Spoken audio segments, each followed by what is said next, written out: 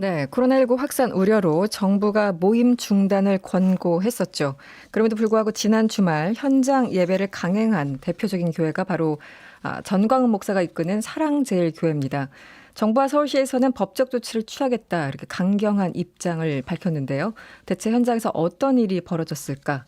평화나무의 권지연 진실성 검증센터장 모시고 이야기 들어보도록 하겠습니다. 어서 오세요. 네, 안녕하세요. 네, 어제 예배를 강행한 그 여러 교회들의 이제 지자체들이 직접 현장으로 나가서 방역 수칙을 좀 점검했잖아요. 네, 그렇습니다. 사랑제일교회도 당연히 그 대상 중 하나였는데 거기서 좀 충돌이 있었던 모양입니다. 네. 네, 일단 현장 상황을 먼저 듣고 돌아오겠습니다. 예배에 참석한 교인들은 마스크를 착용하긴 했지만 평소와 다름없이 서로 다닥다닥 붙어 있습니다. 서울시는 90명의 행정지도 인력을 교회 안으로 들여보낼 예정이었지만 교회 측의 반발로 6명의 직원만 입장시킬 수 있었습니다. 공무원들이 동원되어 예배를 체크하고 있으니까 주여 예수의 이름으로 물러가게 하시라. 굉장히 많은 사람들이 예배를 보았기 때문에 간격 유지가 안 되었습니다. 5개까지 빡빡하게 밀집되어서 예배를 봐서 교인들은 교회 인근에서 대기하던 취재진에게 심한 욕설을 하며 취재를 저지하기도 했습니다. 너희들이 거짓 보도를 얼마나 내는데 지금 가 빨리 듣기 싫으면 가. 분위기가 참 험악했네요. 지금 네. 듣고 보니까. 이 정광훈 목사 측 올해 취재를 해오셨잖아요. 네.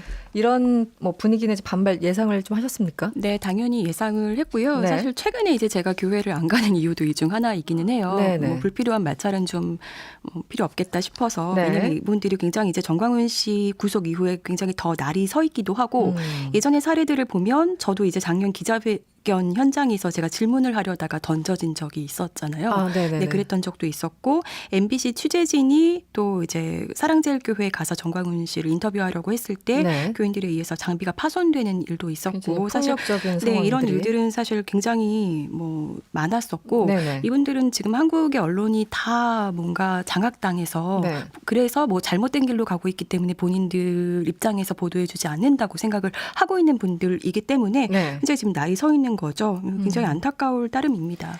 지금 당장 서울시에서 오늘부터 4월 5일까지 네. 사랑제일교회 집회를 금지한다 이렇게 밝혔어요. 네. 그리고 이 지침을 어길 경우에는 참석하는 교인 1인당 300만 원을 부과하겠다 이렇게 밝혔는데요. 네. 그쪽에서는 종교 탄압이다 이렇게 또 맞불을 놓고 있는 그런 상황이죠. 맞습니다. 네. 이제 사랑제일교회가 방역 수칙을 위반하고 있기 때문에 이에 대해서 이제 더 행정 명령을 하겠다는 거잖아요.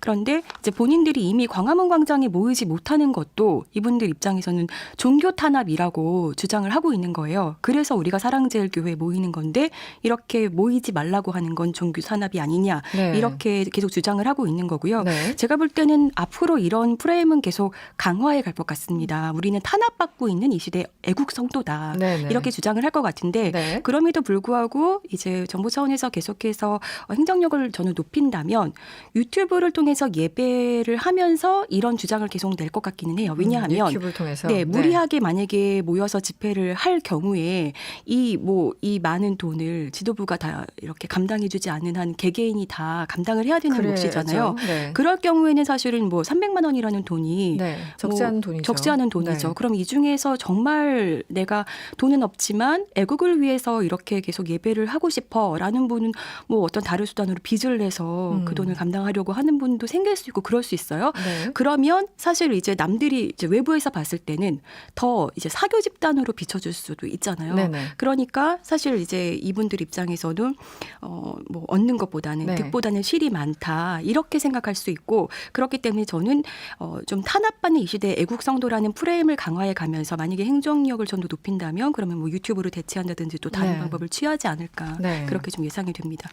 유튜브로도 충분히 예배가 가능할 것 같은데 네, 그렇습니다. 일단 서울시만 한정해 보죠. 어제 네. 현장 예배를 강행한 교회 가운데 방역 수칙을 지키지 않은 곳이 384곳. 네. 그중에서 딱 한 곳만 빼고는 다 그래도 공무원들의 지시에 따라서 시정 조치를 했어요. 네. 그리고 유일하게 예외적인 곳이 바로 지금 우리가 얘기하고 있는 이 사랑제일교회인데 네. 치외 법권도 아니고 왜 이렇게 지침을 안 따르는 걸까요? 원래부터 그랬습니까? 뭐 이분들은 네. 현 정부가 다 이제 공산주의로 가고 있다. 이게 지금 다 공산주의로 가기 위한 단계라고 이렇게 주장을 하고 있고 아, 그렇게 그래요? 믿고 있잖아요. 그러니까 이분들은 이게 또 신앙으로 이렇게 덧입혀졌기 때문에 네. 정광훈 씨와 측근들이 계속해서 현 정부가 나라를 김정은에게 갖다 바치고 결국 교회를 다 없애버릴 거라고 주장을 했는데 이것도 지금 그거의 일환이라고 믿고 있는 거죠. 네. 그러니까 굉장히 심각한 구루밍에 빠져 있기 때문에 네네. 어떤 얘기를 해도 지금 들리지 않는 상태라고 그렇게 좀 판단이 됩니다. 네. 다른 한 교회는 또 이런 공고문을 붙였다고 해요. 네. 코로나19로부터 성도들의 안전을 지키기 위해서 본 교회 성도 이외에는 출입을 금지합니다. 국가 공무원도 코로나 무증상 확진자이거나 신천지일 수 있습니다. 이렇게 공고문을 붙였다고 하는데 이건 무슨 뜻입니까? 그러니까 말하자면은 우리끼리 예배 드리겠다는데 왜 지금 뭐 공무원도 모두 공무원들이 네, 들어올 수 없다. 방해를 하느냐 뭐 이런 건데 그러니까 네. 공무원의 공무 수행은 안전하냐 뭐 이런 걸로 지금 어깃장을 놓고 있는 거죠. 네, 근데 네. 사실 교회라는 공간은 만인이 기도하는 집이라고 하고요. 이게 공적인 공간이거든요. 네. 그런데 이런 교회에다가 여기 보면은 이 공고문에 뭐 종교의 자유니 뭐 형법 예배 방해죄, 네. 업무 방해죄, 네. 주거 침입죄, 퇴거 불응죄 막 이런 것들도 줄줄이 적어놨거든요. 그러니까 이게 지금 뭐 사적인 공간이라고 이렇게 주장을 하기 때문에 이렇게 적어놓을 수가 있는 건데 그런 이유로 개신교인들 사이에서도 비판 여론이 주말 내내 굉장히 들끓었거든요. 네, 네. 예, 이런 코로나19 확산 국면에서 이 교회가 특히 정교인 공동의회를 또 소집해서 그러니까 공동의회라고 하는 거는 교인들이 어떤 중요한 결정을 하는 회의인데 네. 이런 거를 또 다 소집하겠다고 해서 사실은 교인들 사이에서도 좀 비판이 제기됐던 교회이기도 한데요. 이런 또 공문까지 네. 공고문까지 올려서 네, 굉장히 또 비판의 대상이 됐습니다. 이 종교의 자유라는 거는 믿음의 영역이기 때문에 지금 정부에서 그걸 막는 게 아니잖아요. 어떻게 보면 그렇죠. 이동을 좀 제한하는 것이고 맞습니다. 여러 명이 네. 모이는 그 행위 자체를 제한하는 것인데 네. 프레임을 달리하네요. 그나저나 김문수 전 지사가 네. 이 사랑제일교회 여기 참석을 해서 뭐 눈물을 흘렸다고 하는데 이건 또 뭡니까? 네, 김문수 전 지사가 네. 사실 이제 정광훈 씨와 함께 자유통일당을 창당했다가 정광훈 씨가 구속된 이후로 우리공화당과 합당해서 자유공화당을 만들었잖아요. 네네. 그래서 이 김 전 지사에 대해서 정광훈 씨가 그 옥중서신을 통해서 굉장히 비판을 했어요. 정치인은 다 믿을 게 못 된다. 네네. 네, 그랬다가 이제 김문수 전 지사가 정광훈 씨 품으로 돌아온 거죠. 네, 이제 본인이 탈당했죠 다시. 네, 제가 많은 부족함이 있고 목사님을 떠나 실패하고 다시 돌아왔다. 그런 거에 대해서 이제 이날 집회에서는 김문수 씨를 다시 환영해 주는 그런 분위기였고요. 23일 정광훈 씨도 긴급 옥중서신을 냈어요. 그러니까 네. 김문수는 훌륭한 사람입니다. 사람이 가장 하기 어려운 일이 회계다. 그런데 이제 실수하지 않은 사람이 어디 있냐. 이렇게 돌아왔으니까 대환영해 주자. 이런 식의 옥중서신으로 다시 이렇게 주장을 하고 있는데 정광훈 씨가 사실 이런 걸 네. 굉장히 잘합니다. 네, 지금 나갔다 돌아오면 또 예배에서 품어주고. 네. 지난 주말에 있었던 일이 이런 거였어요. 네. 참회하고 거기에 네. 대해서 또 서한 보내고 바빴네요. 이제 사랑제일교회라는 게 지금 얘기를 계속 듣다 보면은 정말 예배를 하는 것인지 아니면 다른 네. 목적을 갖고 있는 것인지 계속 좀 헷갈립니다.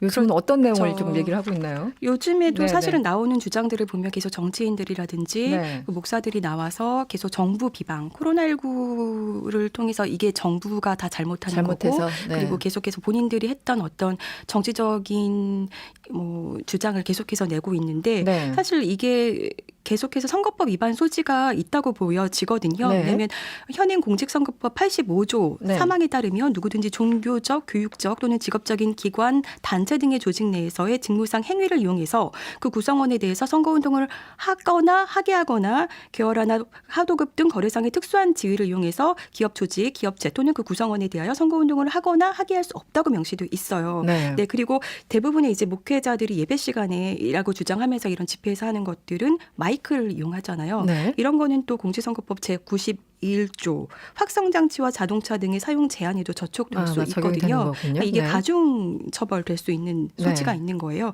그런데 계속해서 이런 일들을 하고 계시는 거죠.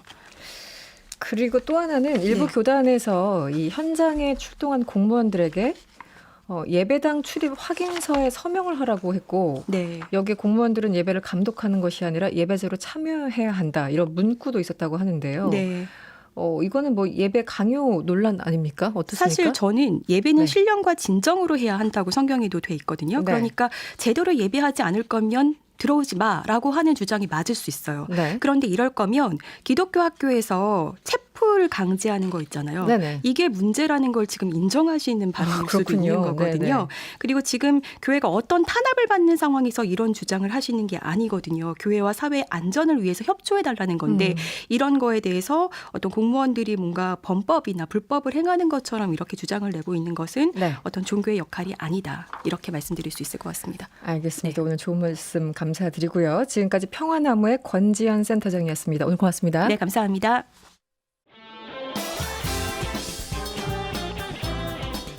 여러분의 퇴근길을 꽉 채워드립니다.